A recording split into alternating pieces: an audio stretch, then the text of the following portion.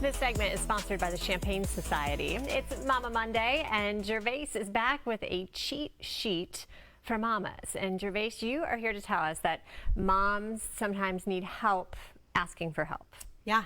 I mean, would you not agree? I kind of, yeah. And you talk, I mean, how many moms do you talk to? I mean, you help so many. I live in an orbit with a lot of moms, I'm going to go ahead and say. Right. Yeah. So do we tend to just try to like do everything by ourselves instead of saying like, you know, I really need someone to like help me do whatever. We live in this era of like the DIY culture, the Pinterest mom, the Instagram lunches. I mean, everything about our culture is making motherhood, it's like you want to be a martyr, right? It's cool to be a martyr, right?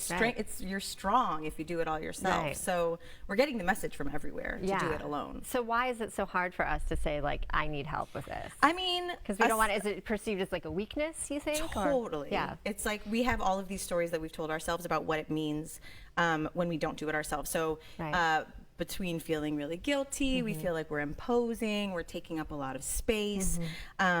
We compare ourselves to other women and we're like, look, she's not asking for help. She's doing it all alone. So I think there's a lot that happens. There's like a lot of mind chatter that happens, and we program this as a pattern, and then it becomes a habit. And so we just really become habituated to doing everything ourselves. Right. And do you find that this is all moms of babies, moms of teens, like all ages it continues? I mean, I would ask the viewers what you think, you know, but in my experience, this is a universal. I did a post about this on Instagram last week, and it's like, it's a universal struggle. And even for me, like I'm always working on it. I think that I'm really good at asking for help, and then I'm pregnant, right? And so now then you need to, it's a layer deeper, like, oh, you thought you were asking for help, but now you got to ask for more help. Right. You know, so. And when you did you find that people were like, oh my gosh, she's asking for help? No. Like, they were willing to step in, right? That's like actually one of the ways that I would say you can practice reversing this habit of doing it yourself is imagine that you had like your best friend and was like, hey, I'm doing my best, I'm juggling all these balls, but some of the balls are dropping, like, can you help me pick some up? What would your impulse be as a woman? You're like, sure, of course, like I would love to help. And so one of the ways that I teach my clients to reverse this pattern is to put themselves in their best friend's shoes and then reverse it, right? And so practice like being on the receiving end of that and notice all of the benefits that would happen. So you have kind of like a cheat sheet, 2 exercises that can be the benefits of asking for help. So the first one, giving the people who love you an opportunity to show it, which is kind of what you just said. Yeah. Right. So the way that I was thinking of it is like there's these 2 exercises that I use, and that's the one that I just talked about, which is putting yourself in your bestie's shoes, and it has tons of benefits, right? It has the benefit of giving the people who love you an opportunity to show it. You get deeper connections with your friends and your partner sometimes because of that vulnerability, and you're modeling healthy relationships and healthy partnership to your kids. And that's just by putting yourself in your bestie's shoes. And then the second exercise would be to play it out.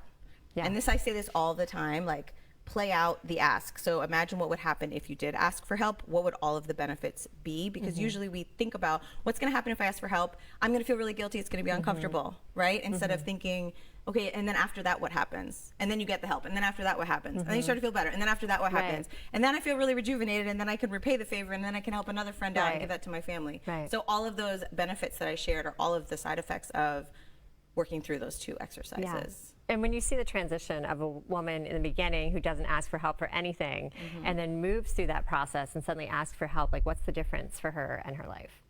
I mean, I think she's her best self.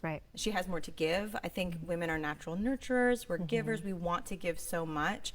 But if we're in the habit of doing it all of ourselves because we're trying to be strong, we have less to give. And then it's back in that cycle of being really hard on yourself and feeling bad because you don't have enough to give, right? So it really, it's a win-win-win. Win-win-win. And we could talk about this all morning. And there's so much here, There's honestly. so much that we could talk about, but this transitions to an event, one of your big events next week, the Champagne Society. Oh my gosh, it's next week. That's crazy. Someone, it's next week.